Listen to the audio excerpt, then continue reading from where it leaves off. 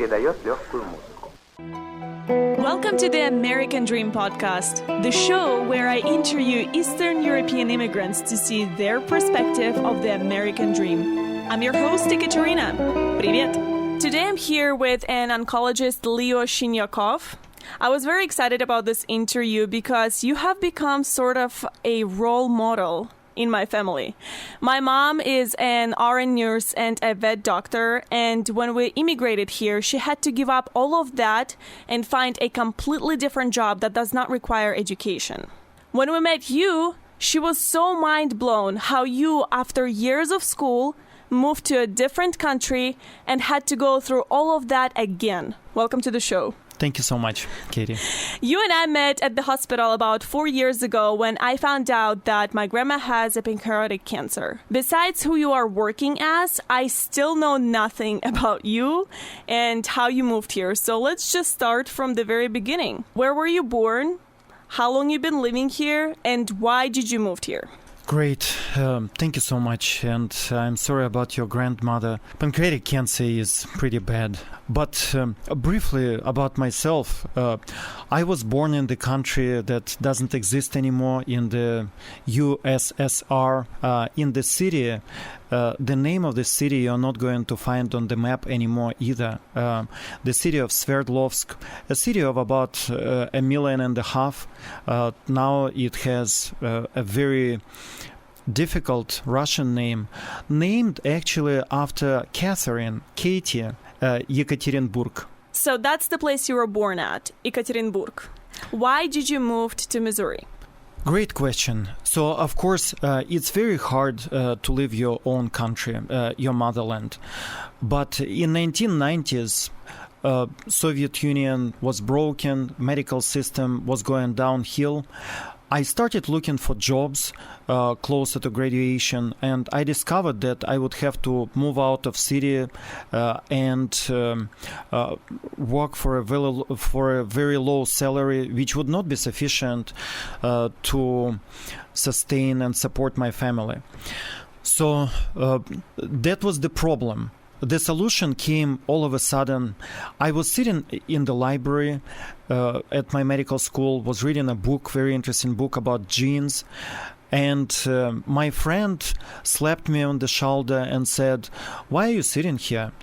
We're all taking exam there, and whoever does well on the exam will get to go to America." Of course, I went there.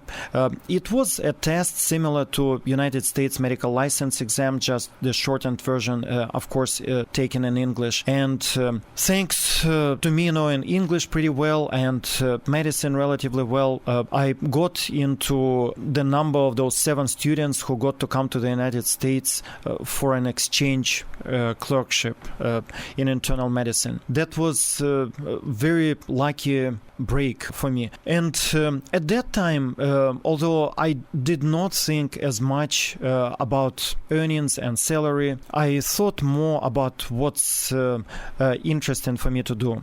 And I did this exchange clerkship at the University of Rochester in Rochester, New York, and it was very exciting. It was exciting because medicine at that time in the United States was at the much higher level than back in Russia in terms of understanding pathogenesis of the disease or understanding biology of the disease and what drives cancer, for example, and also in terms of treatments available. So I loved it. I spent 3 months in the United States as an exchange student, and after that decided firmly that I am coming back because it's so interesting. When you came back, why Missouri? So for foreign medical graduates, it's not possible to work anywhere they want. There are limitations. You either have to go back to your home country, or you could find a job in the United States in so-called underserved area, or to work for the VA hospital. I interviewed in several places in Florida, in Las Vegas, a couple places in New York, and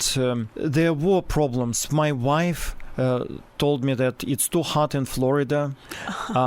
In Las Vegas, I would have had privileges at 10 hospitals and would not have seen my family and would have been earning very little money. It was like a version of Chinese sweatshop in Las Vegas. In New York State, I was ready for a change because I spent 6 years in New York. And in Missouri, it was essentially a place for a great opportunity, because there was no oncology practice at that time in Bolivar, and I would have had to build it from the scratch. So when you moved here, did you had an idea of what kind of life you want to have? What were your plans and expectations? I probably didn't plan much. I just wanted to continue pursue my interest and passion in medicine, and I didn't have much expectations about life. Of course, salaries of the American doctors are much higher than of Russian doctors. That was a nice perk. But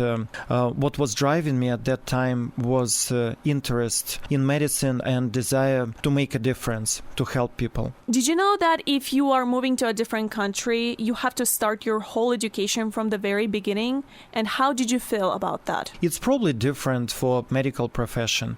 So back in Russia, medical education usually consists of 6 years of medical school plus 1 year of internship. Here in the United States, it's 4 years of college, 4 years of medical school, then residency and fellowship. So actually, if you count all that, if you are doing specialty training, it's going to be 8 plus 6 years, about 14 years of education. So in Russia, people don't live that long, and you need to get the education faster. 6 years and you're ready to work. So why did you choose to be an oncologist? I wouldn't say that I wanted to be an oncologist from the time I went to kindergarten. In fact, during high school, I was interested in biology. I was fascinated by certain medical facts that we learned during biology lessons. For example, that brain cells, neurons don't grow. We just lose them with time and eventually develop dementia. And muscle cells don't grow either. So whenever I was at school, I thought I had an idea about finding out what could help for muscles and for brains to grow, so we'll have a superhuman, strong and smart. But so that what was driving my interest in biology.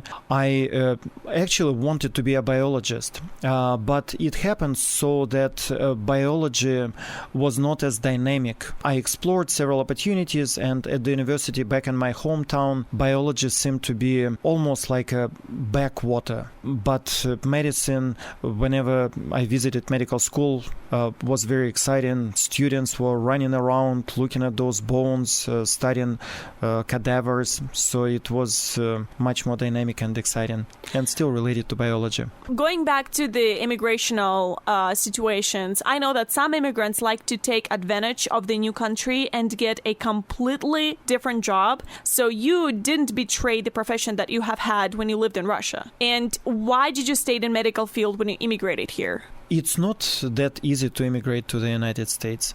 In fact, only if someone is able to pass United States medical license exams outside of the U.S., I actually had to take them in Poland, in Warsaw. Only then you are granted a permission to enter residency.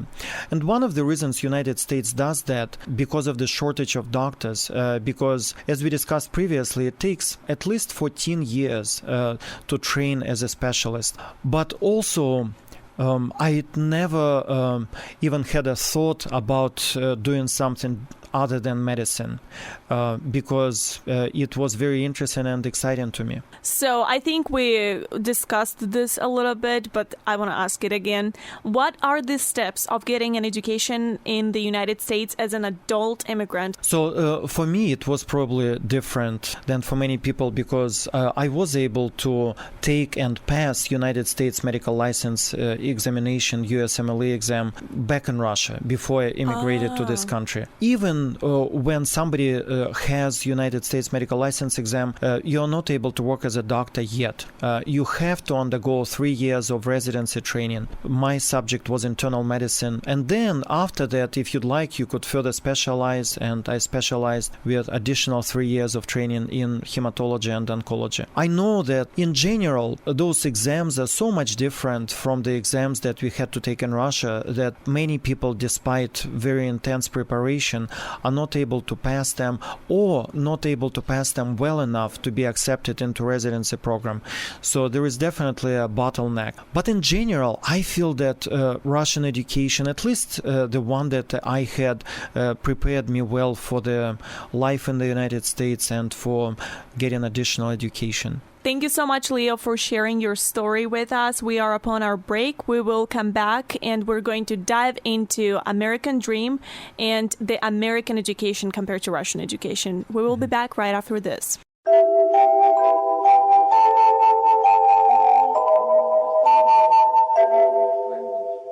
Welcome back. You're listening to the American Dream podcast. I'm your host, Ekaterina, in the studio with Leo Shunyakov. So Socrates once said, all professions are from people and only 3 are from God: teacher, judge, and a doctor. We will be back to this quote here in a little bit because I want to get your opinion about it. But now let's dive into the topic of this podcast, which is the American Dream. It's a great concept. And I think in the United States, it had worked wonderfully thanks to GI Bill after the Second World War in dynamic 50s. I think that since then, ability to achieve greatness, ability to move up in the society in terms of your status, education, paycheck, has greatly diminished. We all know, or at least sociologists tell us, that since 1980s, social mobility in this country has greatly diminished. I think it still exists for people who emigrate to the United States because most people have higher standards of living after immigration. I suspect only partly it's related to difference between the countries, lower standards of living. Some of it is drive of people who come to this country. I feel that immigrants of the first generation usually try to work as hard as they can, try to achieve as much as they can. They're hungry, not literally, of course, but hungry for work, hungry for accomplishment.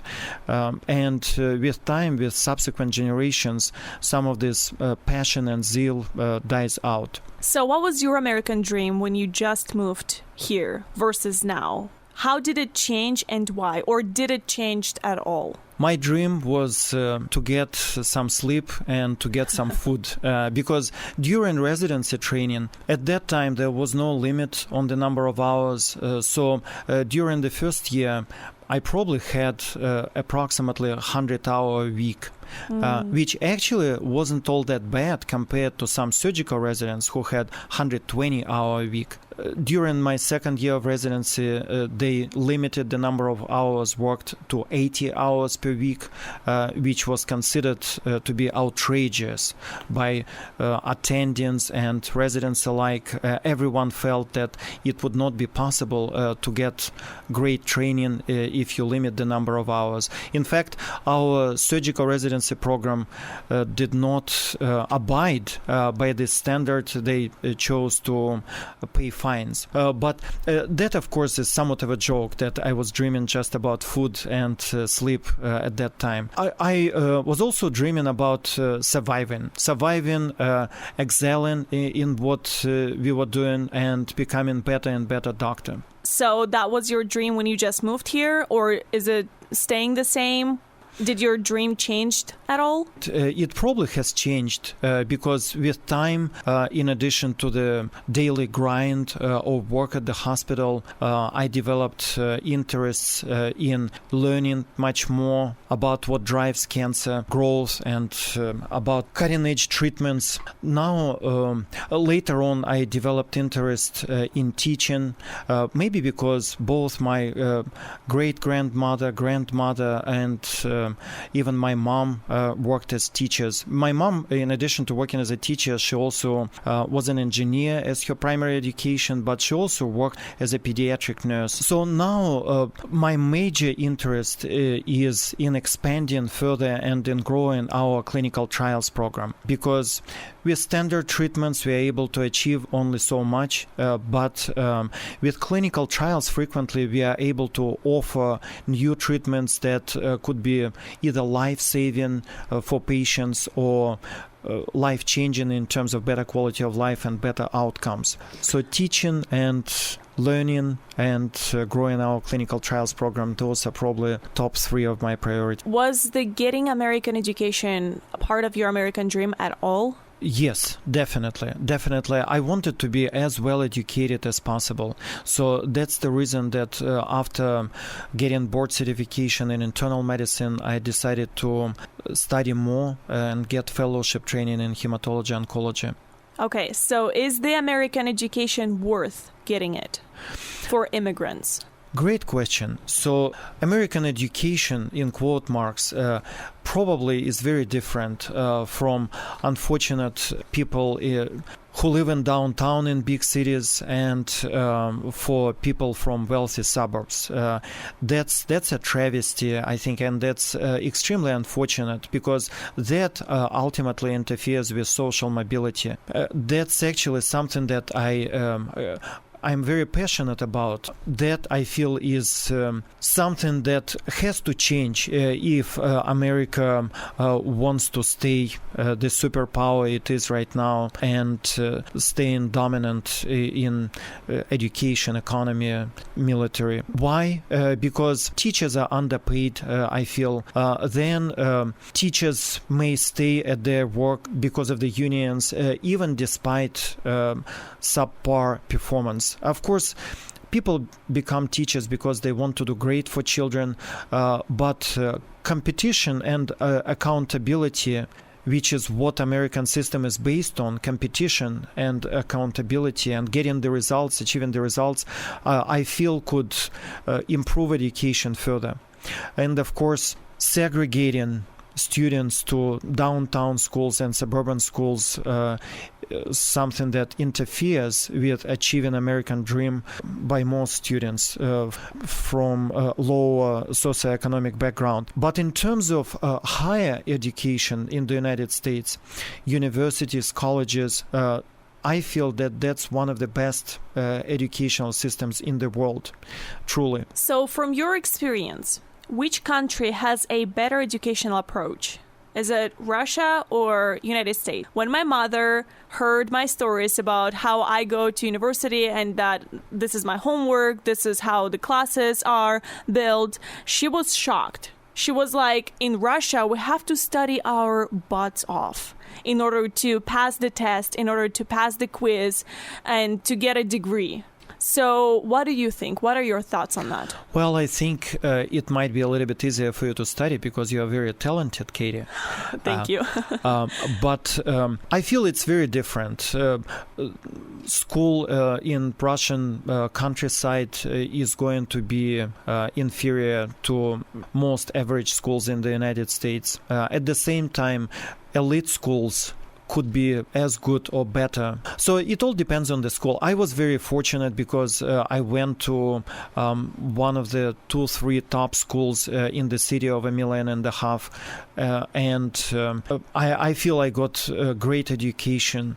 My brother, so I went to the school where English language, several subjects were taught in English language. We had great teachers of English American literature, for example, of technical translation. Before I graduated from the school, I had a degree of interpreter of technical literature to translate engineering text, for example. But I feel that my kids got extremely good education here, going initially to Polk County Christian School, small private school, then to Immaculate Conception School, and in their older years into public school system. In particular, I am extremely thankful for my children going to International Baccalaureate program at Central High School here in Springfield. It's a very, very rigorous program, and most of the subjects that they study in high school are at the university level. For example, my son, he actually completed all of his high school math curriculum by the time when he started high school. See, these are the things I was talking about. Like in Russia, I went to school in Russia and I moved here on my sophomore year. Mm-hmm. And we don't get to do those things in Russian high schools. Like you can't just complete all math in 1 year and then move on with your life like that. It's not that easy. That's why I was curious, which educational approach from your experience is better? Is it better to be more laid back and let the students have a choice of whether or not they want to take this subject? Because in Russia, you have to take all subjects, like math, chemistry, physics. You have no choice.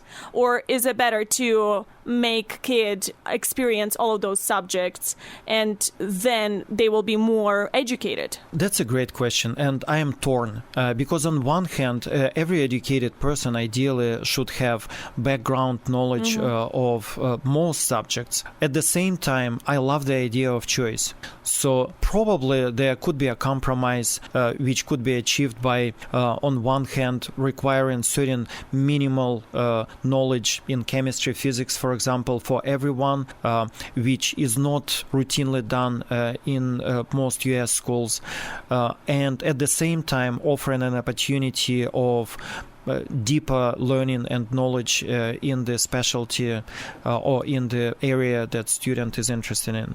Is it better to start from the beginning and choose something new, or stick to something you know when it comes to immigrating to a new country? By that, I mean, which of those tactics will work better to reach your American dream? And for most immigrants, American dream is money, is to become, rich, wealthy, and successful. So which tactic will work better? It's probably hard to generalize. What is absolutely clear is that most of the times success and income depends on the amount of knowledge. Most of the times. Of course, it's possible to make a great career in selling cars, and in most of the cases in this extremely quickly developing world, there is a huge thirst and huge demand for expertise. And usually to achieve expertise, many years of work are required. I'll give you an example. So, for example, there is this notion of needing 10,000 hours to excel in something. At one point I counted how many hours I invested in learning in medicine, and it's about 150,000 hours. So it's 15 times more than those 10,000 hours. And every day we are learning something new still. It's an ocean of information out there. So I feel that if you have a passion and proclivity to a certain area, nothing is achieved without passion and interest. So ideally you need to follow your passion, and it will bring you to a dream. Knowing that what would be required of you, gaining knowledge in your specialty, in specialties that are close to you, and under any circumstances, it has to be consistent effort, passionate effort, and focus. Going back to Socrates and his quote, "All professions are from people, and only 3 are from God: teacher, judge, and doctor." What are your thoughts? In Russia, as you know, if you don't get punished, it's already good. I always feel very uncomfortable when being praised. And I think many other professions make us humans being extremely powerful. Thank you, Leo, for visiting us. Follow us on Instagram at podcasttid and like us on Facebook.